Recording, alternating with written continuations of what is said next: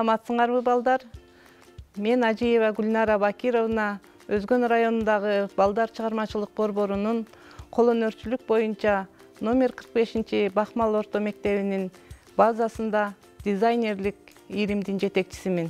Алгач өзүмдүн сүйүктүү окуучуларымды силер менен тааныштырып кетсем, менин оң жагымдагы Бахмал орто мектебинин 10 классынын окуучусу Карабаева Жанетта. Ал эми сол жагымда отурган окуучум ошол эле мектептин 10 классынын окуучусу Асылбекова Жидегүл. Анда эмесе мен бүгүн силерге роза гүлүн жасоону үйрөтөмүн.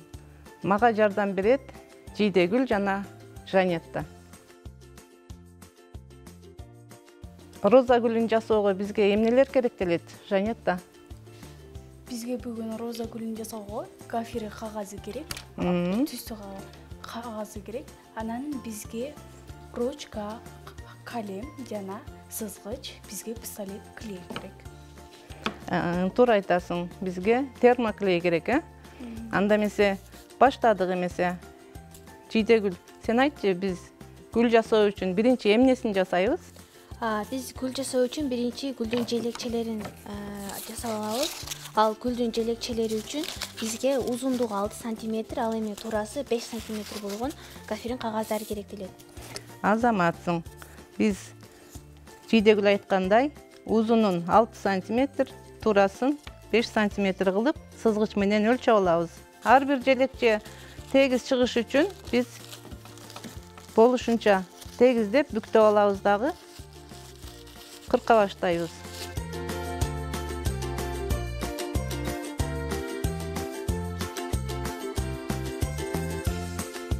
Эгерде желекчелерибиз тегиз чыкпай калса, анда гүлүбүз кооз болбой калат.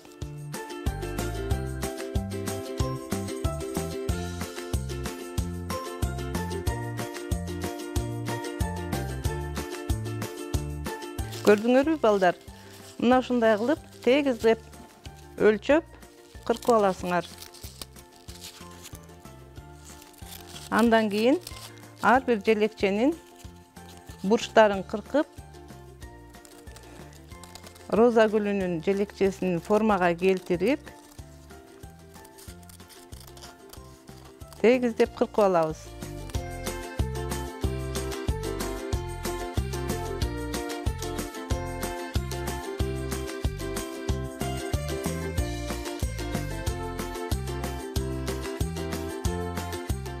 Бул кол өнөрчүлүккө качантан бери кызыгып калгансың? Сен канчанчы класстан баштап кол өнөрчүлүккө кызыгып баштадың?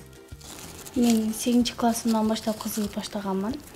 Кол өнөрчүлүк бул кыз баланын жашоосуна өтө керек.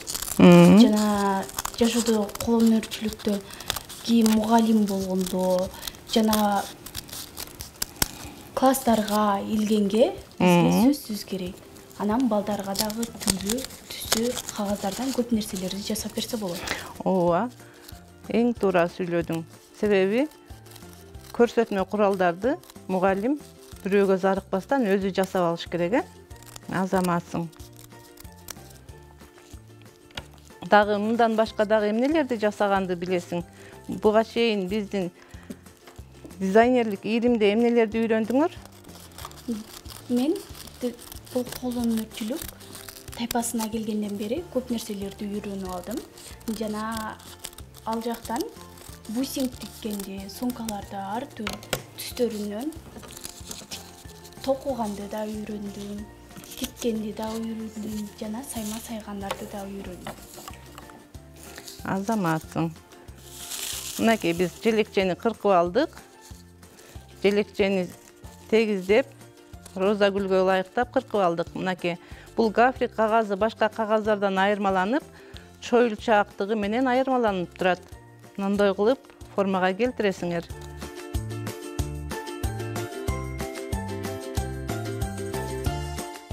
Ал эми бул кыркындыларым болсо, биз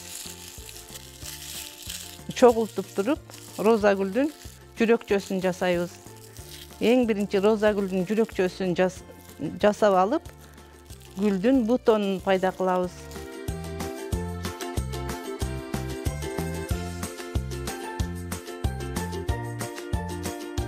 гүлдүн бутонун биз сөзсүз термоклейдин жардамы менен кылабыз.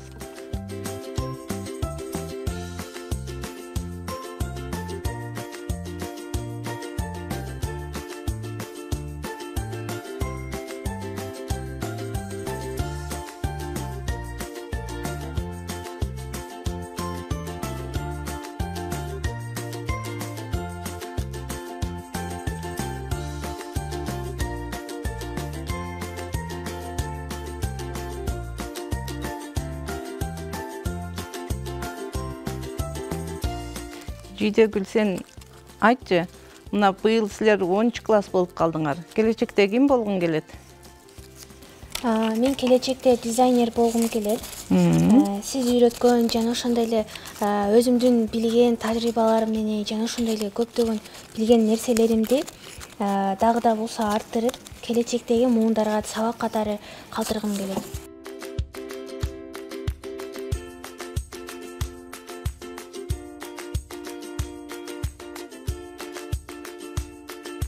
Бул кол өнөрчүлүктөн башка дагы эмнеге кызыгасың? Мен кол өнөрчүлүктөн башка ыр жазганга, ырдаганга жана сүрөт тартканга, кол өнөрчүлүккө кызыганмын. Азаматсың. Жанетта, сен айтчы, кол өнөрчүлүктөн башка дагы эмнеге кызыгасың? Кол өнөрчүлүктөн башка мен сүрөт тартканга кызыганмын жана ырдаганга, ыр жазганга кызыганмын. Азаматсың. Анда эмесе сен бизге ырдап берчи? Макул. Анда мен азыр туулган жеримди ырдап берейин. Жап-жашыл жебиктей жамынгандай, жайкалган төрүмдү сагындым ай. Жашоодо керемет кандай күч бар, жол күтүп мен сага камынгандай. Сактадым унутпай элесиңби, салкын түр кызгалдак бересиңби, саймалы тоолоруң көздөн учуп, сагындым туулган жерим сени, сагындым туулган жерим сени. Жылдызым жыбырап жылымдашкан, жылымдап мага арнап ырдашкан. Жолдурак жолуңду карашканы, жол четин элген кызгалдактар.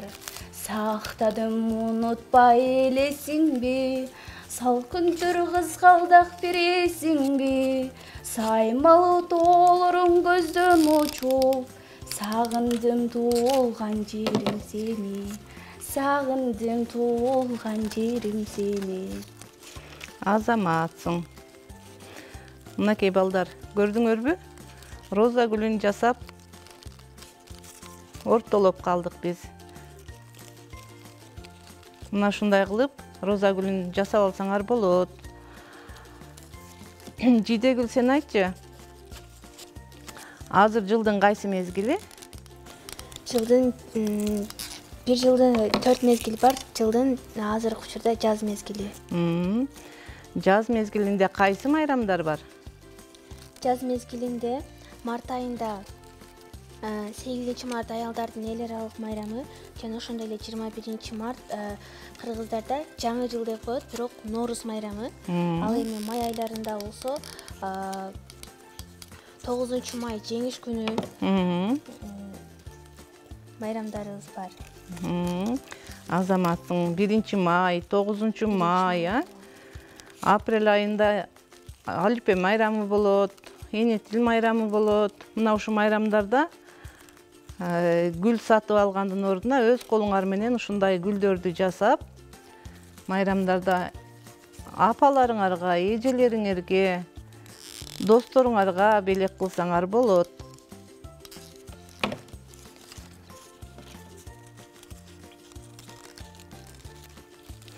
Жидегүл, сен кол өнөрчүлүктөн башка дагы эмнеге кызыгасың? Мен кол өнөрчүлүктөн башка акындардын чыгармаларын жана ошондой эле ырларды айтууга аябай кызыганмын. Жана ошондой эле кийимдерди тигүүгө, дизайнерчиликке, сайма саюуга абдан кызыганмын. Азаматсың. Эң жакшы. Бул дизайнерлик кесип деген Кандай гана кесиптин ээси болбосун, кол өнөрчүлүк менен дизайнерлик сөзсүз керек да. Ар бир кыз балага бул кесип керек. Жидегүл, сен ыр окуганды жакшы көрөм деп атасың. Жакында мына 9 май келе жатат. Ушу 9 майга карата ыр окуп бере аласыңбы? Албетте эжеке, 9 майга карата мисалы Алык Осмоновдун Бүкөнтай деген ырын айтсак болот. Анткени бул Бүкөнтай кичинекей кезинен 3 жашынан атасы согушка кетип, бул жалгыз калган кыз 9 май бул демек атасы согушка кетип кайтпай калган кыздын арманы. Алык Осмонов Бүкөнтай. Бүкөнтай бучук мурун 3 жашар кыз. Бир күндө 100 жыгылып 100 басар кыз. Аз ыйлайт, борс-борс күлөт, көп да күлбөйт. Кемпирден 90 таза сүйлөйт. Кыргыз да ачырканбай кымыз ичет. Кучактап, уктап калат, бир жилигет. Ар убак абалары ырдап кой дейт. Бүкөнтай көзү жумуп ырдап кирет. Сагындым, атакем ай келсе экен дейт. Ал жеңип, тилегимди берсе экен дейт. Карылар мууканда жым болушат. Көзүнөн жаш чууртуп бурчак-бурчак. Анткени 3 жыл болду кабар келген. Палан күн, палан жерде өлдү деген. Эл үчүн каза таап жоогунан Бүкөндүн атакеси кайтпай калган. Бирок да бардык айыл жакшы көрөт. Бүкөндүн эркелетчү атасы көп. Азаматсың. 9 май жеңиш күнү. Бул 9 май жеңиш күнү биздин өтүп кеткен аталарыбыз жана ошондой эле энелерибиз, апаларыбыз дагы жеңиш үчүн бардыгы жандарын аяган эмес. Биздин ушул жыргал жашоого, эркин жашоого чыгуубуздун себеби ушул аталарыбыздын эмгегинде десек болот. Азаматсың. Жакында энелер күнү келе жатат. Жанетта, энелер күнүнө каалоо тилегиң болсо, каалоо тилегиңи айт. Анан энелерге арнап жакшына бир ырдап берчи. Энелерибиз узак жашасын. Бул жашоодо энелерсиз жашоо жок. Үй караңгы дейт. Энелерсиз, мисалы энелерибиз жок болсо, төрт дубалыбыз караңгы болот. Ошондуктан энелердин баарын куттуктаймын. Ошентип энелерге мен азыр ыр ырдап берейин. Апапак жолук салынып, амандык тилеп жалынып, алыстан кызым келет деп ай, апакем жүрөт сагынып. Алыстан кызым келет деп ай, апакем жүрөт сагынып. Азаматсың. Мынакей биз бир күлүүбүздү жасап бүттүк. Эми дагы калгандарын жасайбыз.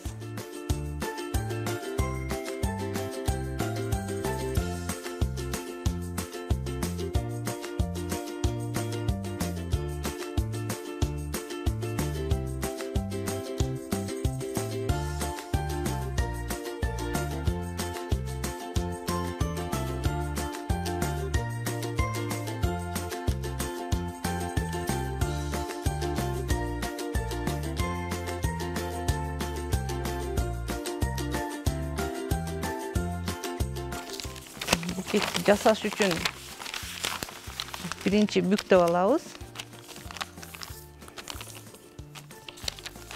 Кайра дагы бул жака бүктөйбүз.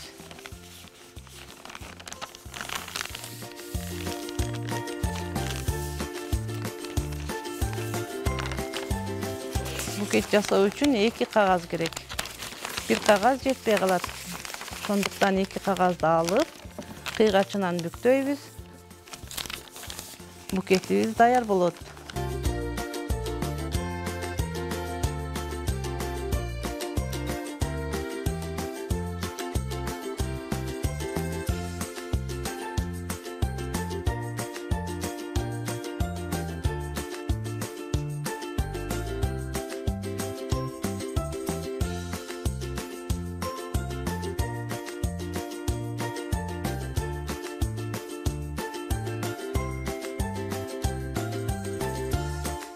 Мынакей, биздин гүлүбүз даяр.